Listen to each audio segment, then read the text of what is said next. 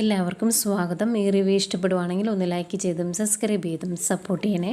അപ്പം അനാമികയോട് നന്ദു പറയുന്നുണ്ട്, അനന്തപുരി തറവാടിൻ്റെ പടിയേറാനുള്ള യോഗ്യത നിനക്കൊണ്ടോടി എന്ന് ചോദിക്കുക.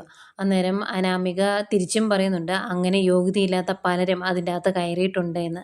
അന്നേരം നന്ദു പറയുന്നുണ്ട്, ശരിയാണ്, എൻ്റെ ചേച്ചിമാർക്ക് യോഗ്യതയില്ലായിരുന്നു അതിൻ്റെ ഉള്ളിൽ കയറാനുള്ളത്. പക്ഷേ അവർ ചെന്നതിന് ശേഷം സ്നേഹം കൊണ്ടാണ് അവിടെ പിടിച്ചു നിൽക്കുന്നത്, അല്ലാതെ നിന്നെ പോലെ അല്ല എന്നൊക്കെ പറയുന്നുണ്ട്. എന്നിട്ട് നന്ദു എടുത്തു പറയുന്നുണ്ട്, നീ എന്തിനാ അവിടെ പിടിച്ച് നിൽക്കുന്നത് എന്നൊക്കെ എനിക്കറിയാം. കടത്തിൽ മുങ്ങി നിൽക്കുന്ന അച്ഛനും അമ്മയും പറഞ്ഞു കാണും, അവിടുന്ന് എന്തെങ്കിലുമൊക്കെ അടിച്ചു മാറ്റിക്കൊണ്ട് പോവാ, എങ്കിലേ നമ്മുടെ കടം വീട്ടാൻ പറ്റുള്ളൂ എന്ന്. അവർ മാന്യമായിട്ട് ജീവിക്കുന്ന കുടുംബക്കാരായതുകൊണ്ട് എന്തെങ്കിലും പ്രശ്നം ഉണ്ടായിട്ടുണ്ടെങ്കിൽ പൈസ തന്നാൽ അത് കോംപ്രമൈസ് ആക്കുമെന്ന് നിങ്ങൾക്കറിയാം. അതുകൊണ്ടല്ലേ നീയൊക്കെ ഈ കളി കളിക്കുന്നത് എന്നിങ്ങനെ പറയും. എന്നിട്ട് വേണുവിനോടായിട്ട് പറയുന്നുണ്ട്, വേണു, ഈ പരിപാടി തുടരാനാണ് നിൻ്റെ ഭാവമെങ്കിൽ നേരാവണ്ണം ഇരുന്നിട്ട് നീ ഉണ്ണിയല എന്നൊക്കെ പറഞ്ഞ് ഭീഷണിപ്പെടുത്തിയിട്ടാണ് ദേഷ്യപ്പെട്ട് നന്ദു അങ്ങ് പോകുന്നത്. നന്ദു അങ്ങ് പോയി കഴിയുമ്പോഴേക്കും രേവതിക്ക് ഭയങ്കര സങ്കടം. അയ്യോ, മോളിലെ കവള് നോക്കി ഇതേ ചുമന്ന് കിടക്കുക എന്നൊക്കെ പറഞ്ഞിങ്ങനെ സങ്കടപ്പെടുമ്പം അനാമിക പറയുന്നുണ്ട്, എന്നെ വേദനിപ്പിച്ചിട്ടുണ്ടെങ്കിൽ ഉറപ്പായിട്ടും അതിനുള്ള ഫലം അവൾക്ക് കിട്ടും. എന്താ ചെയ്യേണ്ടതെന്ന് എനിക്കറിയാം എന്ന് പറഞ്ഞിട്ട് ദേഷ്യപ്പെട്ട് അനാമിക അങ്ങ് പോവാണ്. പിന്നെ കാണിക്കുന്നത് നവ്യയാണ്. നവ്യ ഇങ്ങനെ ടെൻഷൻ അടിച്ച് ദേഷ്യപ്പെട്ടിരിക്കുമ്പോഴാണ് റൂമിലേക്ക് അഭി കയറി വരുന്നത്. അപ്പോൾ അഭിക്ക് ചെറിയൊരു ടെൻഷനുണ്ട്, എന്തറിഞ്ഞിട്ടാണ് ഇങ്ങനെ ദേഷ്യപ്പെട്ടിരിക്കുന്നത് എന്നറിയില്ലല്ലോ. അകത്ത് കയറി മൈൻഡ് ചെയ്യാതെ അങ്ങ് പോകാൻ തുടങ്ങുമ്പോഴത്തേക്കും, എടാ നീ എന്തിനാ ഇന്ന് അമ്മ ഉണ്ടാക്കിയ ഫുഡിനേക്കാൾ നല്ലതാണ് വല്യമ്മ ഉണ്ടാക്കിയ ഫുഡ് എന്ന് പറഞ്ഞത്, അതിൻ്റെ ആവശ്യം എന്തായിരുന്നു എന്നൊക്കെ ചോദിക്കുമ്പം, ഇനിയിപ്പോൾ ഇങ്ങനെയൊക്കെ പറഞ്ഞ് നിൽക്കാനേ പറ്റുള്ളൂ, അവരെ ഒന്നും വേദനിപ്പിക്കാൻ പറ്റില്ല എന്ന് പറയുമ്പോൾ നവ്യൊക്കെ, നീ എന്തിനാ ഇങ്ങനെ പേടിക്കുന്നത്? നിൻ്റെ ചേട്ടൻ കമ്പനിയുടെ MD ആണ് എന്ന് കരുതി നീ എല്ലാത്തിനും ഇങ്ങനെ ഭയക്കേണ്ട കാര്യമുണ്ടോ? നിനക്ക് നിൻ്റെ അഭിപ്രായം തുറന്നു പറയാൻ പേടിക്കണോ എന്നൊക്കെ ചോദിക്കുക. അന്നേരം അഭി പറയുന്നുണ്ട്, ഞാനതിന് സത്യമല്ലേ പറഞ്ഞത് എന്ന്. അന്നേരം എന്ത് സത്യമാണോ നീ പറഞ്ഞത് എന്നിങ്ങനെ ദേഷ്യപ്പെട്ട് നവ്യ ചോദിക്കുമ്പം അഭി പറയുവാണ്, ശരിക്കും വല്യമ്മായി ഉണ്ടാക്കിയ ഫുഡായിരുന്നു കഴിക്കാൻ നല്ലത്, നീ അത് കഴിച്ചില്ലല്ലോ, അതുകൊണ്ടാണ് നീ ഇങ്ങനെ പറയുന്നത് എന്ന് പറയും. എന്നിട്ട് പറയുന്നുണ്ട്, നമുക്ക് ഡയറക്റ്റായിട്ട് അവരെ ഒന്നും ചെയ്യാൻ പറ്റത്തില്ല, ഈ കുടുംബം നശിപ്പിക്കാനും അവരെ നിലയ്ക്ക് നിർത്താനുമായിട്ട് ഇറങ്ങി പുറപ്പെട്ടിട്ടുണ്ട് അനാമിക, അവളെ മുന്നിൽ നിർത്തി വേണം നമ്മളിനി കളിക്കാൻ എന്നൊക്കെ പറയുമ്പം നവ്യ പറയുന്നുണ്ട്, എനിക്ക് അങ്ങനെയുള്ള കളികൾക്കൊന്നും താല്പര്യമില്ല എന്ന്. അന്നേരം അഭി പിന്നെയും പറയുവാണ്, ഇപ്പം ഈ വീട്ടിൽ തെറ്റ് ചെയ്തുകൊണ്ടിരിക്കുന്നത് ആദർശും അനിയും ഒക്കെയാണ്, എന്നേക്കാൾ ഒരുപാട് താഴെയാണ് അവർ, എന്നിട്ടും അവന് മിസ്റ്റർ ക്ലീൻ ആയിട്ടിരിക്കണം, അതിനു വേണ്ടിയാണ് അവൻ ഇങ്ങനെയുള്ള ഓരോ കാര്യങ്ങൾ ചെയ്യുന്നത്. ഏതായാലും അതിനോട് നേരിട്ട് പ്രതികരിക്കാൻ ഞാനില്ല, അതുകൊണ്ട് തന്നെ അനാമികയെ മുൻനിർത്തി തന്നെ കളിക്കും, അവൾ ചെയ്യുന്നതിന് ഒപ്പം നിന്ന് അവളെ സഹായിക്കുകയും ചെയ്യും എന്നൊക്കെ അഭി പറയുമ്പം നവിക്ക് വലിയ താല്പര്യമൊന്നുമില്ല അതിനോട്, എങ്കിലും അങ്ങ് പോവുകയാണ്. ഇത്രയൊക്കെ പറഞ്ഞ് വിശ്വസിപ്പിച്ച് കഴിയുമ്പോൾ നവ്യ അങ്ങോട്ട് പയ്യെ പോകുമ്പോഴും നവ്യ കാണുമ്പോൾ മഹാപുച്ഛമാണ് അഭിക്ക്, പക്ഷെ പുറത്ത് കാണിക്കാൻ പറ്റില്ലല്ലോ. പിന്നെയും വേണുവിനെയാണ് കാണിക്കുന്നത്. വേണു രേവതിയോട് പറയുവാണ്, നന്ദുവിനെ ഒരുപാട് പ്രകോപിപ്പിച്ചിട്ടുണ്ടെങ്കിൽ അവൾ എന്തൊക്കെ കുത്തിപ്പൊക്കിക്കൊണ്ട് വരുമെന്ന് അറിയത്തില്ല, പഴയ കേസൊക്കെ അവൾ കുത്തിപ്പൊക്കിയിട്ടുണ്ടെങ്കിൽ ആകെ പ്രശ്നമാകും എന്ന് പറയുക. അന്നേരം അത് കേട്ടുകൊണ്ട് വരുന്ന അനാമിക പറയുന്നുണ്ട്, എന്തൊക്കെ പ്രശ്നമായാലും അവളെ പേടിച്ച് ഒരു മൂലയ്ക്കിരിക്കാനൊന്നും എന്നെ കിട്ടത്തില്ല, അതുകൊണ്ട് തന്നെ ഞാൻ ഇവിടെ നടന്ന എല്ലാ കാര്യങ്ങളും അനിയുടെ അമ്മയെ വിളിച്ച് കാണിച്ചു, അതുപോലെ എൻ്റെ കാരണത്തെ പാടും ഞാൻ ഫോട്ടോ എടുത്ത് അയച്ചു കൊടുത്തിട്ടുണ്ട്. ഏതായാലും അമ്മ ഒരു തീരുമാനം എടുത്തു, ആ വീഡിയോസ് അവിടുത്തെ മുത്തശ്ശനെയും മുത്തശ്ശിയും കാണിക്കാൻ തന്നെ തീരുമാനിച്ചിട്ടുണ്ട്, ഇനി എന്താ സംഭവിക്കുന്നതെന്ന് നമുക്കൊന്ന് നോക്കാം എന്നിങ്ങനെ പറയുക. അന്നേരം രേവതി പറയുന്നുണ്ട്, അത് തന്നെയാണ് മോളെ വേണ്ടത്, അങ്ങനെ പേടിച്ചിരുന്നിട്ട് കാര്യമൊന്നുമില്ലല്ലോ, ഏതായാലും ആ വീഡിയോസ് അവരെ കാണിക്കുന്നത് മോളല്ലല്ലോ, അനിയുടെ അമ്മയല്ലേ, അതുകൊണ്ട് നീ പേടിക്കുകയൊന്നും വേണ്ട എന്ന് പറയും. അന്നേരം വേണു പറയുന്നുണ്ട്, ഏതായാലും ആ വീഡിയോസ് കാണുമ്പം ഒന്ന് ഞെട്ടും അനന്തമൂർത്തിയും ഭാര്യയും, അയാൾക്ക് ആ വീട്ടിലേക്ക് കയറി വന്ന മരുമക്കളാരും ആ വീട് വിട്ട് പോകുന്നത് അത്ര താല്പര്യമുള്ള കാര്യമല്ല, അയാളുടെയും അയാളുടെ ഭാര്യയുടെയും ആ സ്വഭാവത്തെ വേണം നമുക്ക് ചൂഷണം ചെയ്യാൻ. ഈ വീഡിയോ കണ്ടു കഴിയുമ്പം അങ്ങേർക്ക് ആകെ വിഷമാവും, അന്നേരം നീ ആ വീട്ടിൽ നിന്ന് പോകാതിരിക്കാൻ വേണ്ടി പാരിതോഷികങ്ങളൊക്കെ തരും, അങ്ങനെ പാരിതോഷികങ്ങൾ തരുന്ന ഒരവസ്ഥയിലേക്ക് നമ്മൾ കൊണ്ടെത്തിക്കണം, അതാണ് വേണ്ടത് എന്നൊക്കെ വേണു പറയുക. അന്നേരം അനാമിക പറയുന്നുണ്ട്, ഇപ്പം അമ്മ ആ വീഡിയോസ് അങ്ങനെ കാണിച്ച് കാണുമായിരിക്കും എന്നിങ്ങനെ പറഞ്ഞ് സന്തോഷിച്ച് നിൽക്കുവാണ്. അതുപോലെ തന്നെ മുത്തശ്ശനെ കാണിച്ചുകൊണ്ടിരിക്കുമായിരുന്നു ജാനകി, ആ വീഡിയോസ് മുത്തശ്ശൻ കാണുന്നു, അത് കഴിഞ്ഞ് മുത്തശ്ശിയും കാണിക്കുവാണ്. അന്നേരം ജാനകി പറയുന്നുണ്ട്, ഇതൊക്കെയാണ് അച്ഛൻ്റെ കൊച്ചുമോൻ ചെയ്തുകൊണ്ടിരിക്കുന്നത്, ഞാൻ എന്താ ചെയ്യുന്നത്, അവൻ്റെ ഈ ബന്ധത്തിൻ്റെ പേരിൽ ഞാൻ സങ്കടപ്പെടാൻ തുടങ്ങിയിട്ട് മാസങ്ങളായി എന്നൊക്കെ പറയുവാണ്. അന്നേരം മുത്തശ്ശൻ പറയുന്നുണ്ട്, എന്തായാലും അവൻ തെറ്റ് ചെയ്തു, അത് അവനെ കാണുമ്പോൾ ഞാൻ ചോദിക്കുന്നുണ്ട്, അതുവരെ നീ ഒന്ന് അടങ്ങുക എന്ന് പറയും. അന്നേരം ജാനകി പറയുന്നുണ്ട്, അച്ഛൻ വെറുതെ ചോദിച്ചാൽ പോരാ, അവനെ താക്കീത് ചെയ്യണം, ഇതിപ്പം എത്ര തവണയായി ഇങ്ങനെയുള്ള സംഭവങ്ങളൊക്കെ ഓരോന്നുണ്ടാകുന്നത്, ഇതൊന്നും അനാമിക മോൾക്ക് സഹിക്കാൻ പറ്റില്ല എന്ന് പറയുമ്പോൾ മുത്തശ്ശൻ പറയുന്നുണ്ട്, എൻ്റെ കൊച്ചുമകനായാലും തെറ്റ് ചെയ്താൽ ഞാൻ തെറ്റാണ് എന്ന് പറയും. അവന് എന്താ ഇങ്ങനെ ചെയ്തത് എന്നറിയത്തില്ല. പക്ഷേ ഒരു എസ് ഐ ആയ നന്ദും ഇതിന് കൂട്ടു നിന്നല്ലോ എന്ന് ഓർക്കുമ്പം എനിക്കതങ്ങ് മനസ്സിലാകുന്നില്ല എന്ന് മുത്തശ്ശൻ പറയുന്നു. അതുപോലെ മുത്തശ്ശൻ പറയുന്നുണ്ട്, നന്ദുവിന് മറ്റൊരു ജീവിതം ഉള്ളതല്ലേ, അവളെന്താ ഇങ്ങനെ ചെയ്തതെന്ന് ഞാനും ചിന്തിക്കുന്നതെന്ന് മുത്തശ്ശൻ പറയുന്നുണ്ട് കേട്ടോ. അത് കഴിഞ്ഞ് മുത്തശ്ശൻ ജാനകിയോടായിട്ട് പറയുന്നുണ്ട്, നിൻ്റെ മരുമകളും തെറ്റ് ചെയ്യുന്നുണ്ട്, അതൊന്നും നീ പറയുന്നില്ലല്ലോ എന്ന് പറയുമ്പം ജാനകി പറയുവാണ്, അച്ഛൻ്റെ കൊച്ചുമകനും നന്ദുവും തെറ്റ് ചെയ്തതിൻ്റെ പേരിൽ എൻ്റെ മരുമകളെ വെറുതെ കുറ്റക്കാരിയാക്കണ്ട. അവൾ അങ്ങനെ എന്തെങ്കിലും തെറ്റ് ചെയ്യുന്നുണ്ടെങ്കിൽ തന്നെ അവളെ അതിലേക്ക് നയിക്കുന്നത് ഇവൻ്റെ ഓരോ സ്വഭാവങ്ങളാണ്. അത് അച്ഛൻ മറന്നു പോകരുത്.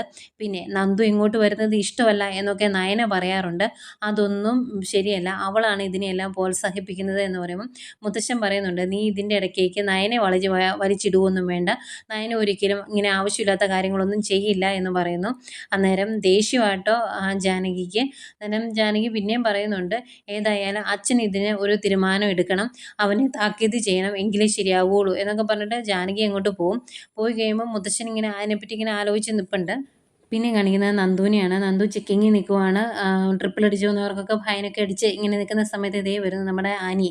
അപ്പോൾ അനിയെ കണ്ടു കഴിഞ്ഞെങ്കിൽ പയ്യെ അടുത്തോട്ട് ചെല്ലും. എന്നിട്ട്, നീ എന്തിനാടാ ഈ വഴി വന്നത്, നിന്നെ ഓർത്ത് ടെൻഷൻ അടിക്കാത്ത ദിവസമില്ല, ആ അവസ്ഥയിലെത്തി ഞാൻ, നിന്നെ എനിക്കിപ്പോൾ പേടിയാണ് എന്നൊക്കെ പറയുമ്പം അനി പറയുന്നുണ്ട്, നീ അങ്ങനെ എന്നെ പേടിക്കുകയൊന്നും വേണ്ട, ഞാൻ നിൻ്റെ പുറകെ നടന്ന് നിന്നെ ശല്യം ചെയ്യാതിരിക്കാം, നിൻ്റെ അടുത്തേക്ക് വരികയില്ല, പക്ഷേ ഞാൻ ഫോൺ വിളിക്കുമ്പോൾ നീ എടുക്കണം, ഇടയ്ക്ക് കാണണമെന്ന് പറയുമ്പം കാണുകയും ചെയ്യണമെന്ന് പറയും. അന്നേരം നന്ദു പറയുന്നുണ്ട്, ഞാൻ ഉത്തരവാദിത്വപ്പെട്ട ഒരു ജോലി ചെയ്യുന്ന ആളാണ്, അതുകൊണ്ട് തന്നെ നീ കാണണമെന്ന് പറയുമ്പോഴെല്ലാം വന്ന് കാണാൻ പറ്റില്ല എന്ന് പറയുമ്പം അനി പറയുന്നുണ്ട്, അങ്ങനെ കാണണ്ട, നീ ഫ്രീ ആകുന്ന സമയമില്ലേ, ആ സമയം നോക്കി ഞാൻ പറഞ്ഞോളാം എന്ന് പറയുമ്പം നന്ദു പറയുന്നുണ്ട്, ഒരു പോലീസുകാരിക്ക് അങ്ങനെ പെട്ടെന്ന് ഫ്രീ ആകാനൊന്നും പറ്റിയല്ല, എപ്പോഴാണ് ഡ്യൂട്ടി വരുന്നത് എന്ന് അറിയില്ല എന്നൊക്കെ പറയുമ്പം അനി പറയുന്നുണ്ട്, ഈ ലോകത്തുള്ള പോലീസുകാരെല്ലാം 24 മണിക്കൂറും ജോലി ചെയ്തുകൊണ്ടിരിക്കുകയല്ല, നിനക്ക് ഒഴിവ് കിട്ടുന്ന സമയങ്ങൾ ഉണ്ടാകും, ആ സമയത്ത് ഞാൻ വിളിച്ചോളാം, അല്ലെങ്കിൽ ഞാൻ അവിടെ ഒന്ന് കണ്ടോളാം, നീ അതോർത്ത് വിഷമിക്കണ്ട എന്ന് പറയും.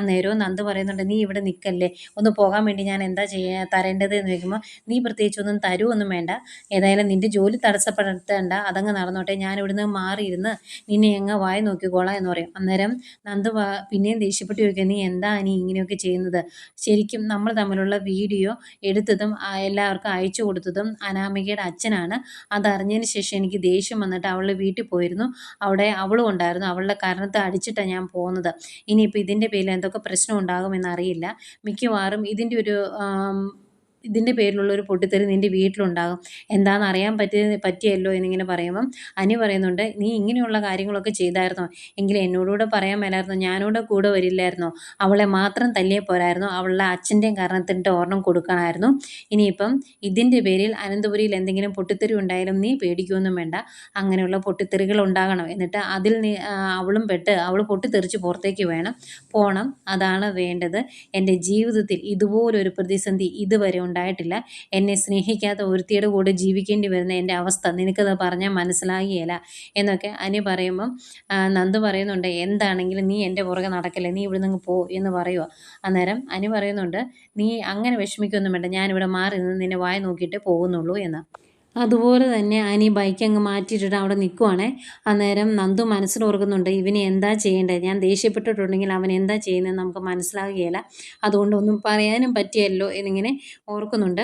പിന്നെ ഇതിനിടയ്ക്ക് അനി പറയുന്നുണ്ട്, നീ കാക്കിയിട്ട് നടക്കുമ്പം എന്നെ മറന്നു പോകുമോ എന്ന് എനിക്ക് സംശയമാണ്, അതുകൊണ്ടാണ് ഞാൻ നിൻ്റെ പുറകെ നടക്കുന്നത്, ആ കാക്കിയുടെ ഉള്ളിൽ ഒരു ഹൃദയമുണ്ട്, ആ ഹൃദയത്തിൽ ഞാൻ ഉണ്ടാവണം എന്ന് എനിക്ക് നിർബന്ധമുണ്ട് എന്ന് പറയും. അന്നേരം ഇല്ലയെന്ന് ഞാൻ പറഞ്ഞില്ലല്ലോടാ, നീ ആവശ്യമില്ലാത്തൊന്നും ചിന്തിച്ചെടുക്കണ്ട, ഇപ്പോൾ പോ എന്നൊക്കെ പറഞ്ഞ് നോക്കുന്നുണ്ടായിരുന്നു, എന്നിട്ടും അനുഭവിട്ടില്ല കേട്ടോ. പിന്നെ കാണിക്കുന്നത് നവ്യേനെയാണ്. നവ്യ അഭിയോട് പറയുവാണ്, എൻ്റെ വീട്ടുകാർക്ക് എന്താ സംഭവിച്ചത് എന്നറിയില്ല, ഇപ്പോൾ ഫോൺ വിളിച്ചാൽ പോലും നിൻ്റെ വിശേഷങ്ങളൊന്നും അവർ ചോദിക്കാറില്ല, അവരുടെ സ്വഭാവവും പെരുമാറ്റവും ഒക്കെ കാണുമ്പോൾ എനിക്ക് ചിലപ്പോൾ തോന്നും നീയാണോ പ്രതിയെന്ന്, ആ രീതിയിൽ അവർ പെരുമാറുന്നത് എന്ന് പറയും. അന്നേരം ഞാൻ പ്രതിയോ, നീ എന്താ ഇങ്ങനെയൊക്കെ സംസാരിക്കുന്നത്, അവർക്ക് ആദർശിനെ തള്ളിക്കളയാൻ പറ്റത്തില്ല, അതുകൊണ്ടാണ് അവർ അങ്ങനെയൊക്കെ കാണിക്കുന്നത്, അവരുടെ പെരുമാറ്റത്തിൽ നിന്ന് നീ പറഞ്ഞതുപോലെ എനിക്കും തോന്നിയായിരുന്നു എന്നൊക്കെ ഇങ്ങനെ ഇങ്ങനെ പറയുക കേട്ടോ. ഇവരിതിനെപ്പറ്റി സംസാരിച്ചുകൊണ്ട് നിൽക്കുന്നേക്കുമാണ് അങ്ങോട്ടേക്ക് ജലജ വരുന്നത്. എന്നിട്ട് ചോദിക്കും, അതെ നിങ്ങൾ ആ വിശേഷങ്ങളൊക്കെ അറിഞ്ഞോ എന്ന് ചോദിക്കും. അന്നേരം എന്ത് വിശേഷങ്ങളാമേ എന്ന് ചോദിക്കുമ്പം ജലജ പറയുന്നുണ്ട്, ആ നന്ദുവിൻ്റെയും അനിയുടെയും വീഡിയോസ് ഇല്ലേ, അത് ജാനകി മുത്തശ്ശനും മുത്തശ്ശിയും കാണിച്ചിട്ടുണ്ട്. ഇനിയിപ്പോൾ എന്താ സംഭവിക്കുന്നത് എന്നറിയത്തില്ല. കൊച്ചുമകൻ്റെ കാര്യമായതുകൊണ്ട് ഇരട്ടത്താപ്പ് കാണിക്കുമെന്നും അറിയില്ല എന്നൊക്കെ പറയുമ്പം അഭി പറയുന്നുണ്ട്, അങ്ങനെ ഒരു കാര്യം അവൻ ഒരിക്കലും ചെയ്യാൻ പാടില്ലായിരുന്നു. ഏതായാലും ഇതിൻ്റെ പേരിൽ എന്താ സംഭവിക്കുന്നത് നമുക്ക് നോക്കാം എന്നിങ്ങനെ പറഞ്ഞ് സന്തോഷമാട്ടോ അഭിക്ക് ഉള്ളിൽ. പക്ഷെ മുഖത്തേക്ക് ഒരുപാട് കാണിക്കുന്നില്ലെന്നേ ഉള്ളൂ. അന്നേരം നവ്യ, ഈശ്വര അത് മുത്തശ്ശനെ കാണിച്ചോ, ഇനിയിപ്പോൾ എന്താ ചെയ്യുന്നതെന്ന് അറിയത്തില്ലല്ലോ മുത്തശ്ശൻ. ഈ കാര്യത്തിൽ നന്ദു എന്താ ഇത്രയും ചീപ്പായി പോയത് എന്നാണ് എനിക്ക് മനസ്സിലാകാത്തത് എന്ന് നവ്യ പറയുമ്പം അഭി പറയുന്നുണ്ട്, ആ കാര്യത്തിൽ അവൾക്ക് പല ന്യായങ്ങളും കാണും. പക്ഷേ അവൻ്റെ ഭാര്യയായ അനാമികയ്ക്ക് അതൊന്നും ഉൾക്കൊള്ളാൻ പറ്റില്ല. നിനക്ക് ഇങ്ങനൊരു സീൻ നീ ഇങ്ങനൊരു സീൻ എന്നെക്കുറിച്ച് കണ്ടിട്ടുണ്ടെങ്കിൽ നിനക്കത് സഹിക്കാൻ പറ്റുമോ എന്ന് ചോദിക്കും. അന്നേരം നവ്യ പറയുന്നുണ്ട്, എനിക്ക് സഹിക്കാൻ പറ്റില്ല, എന്നെപ്പോലെ ഒരു പെൺകുട്ടികൾക്കും സഹിക്കാൻ പറ്റില്ല.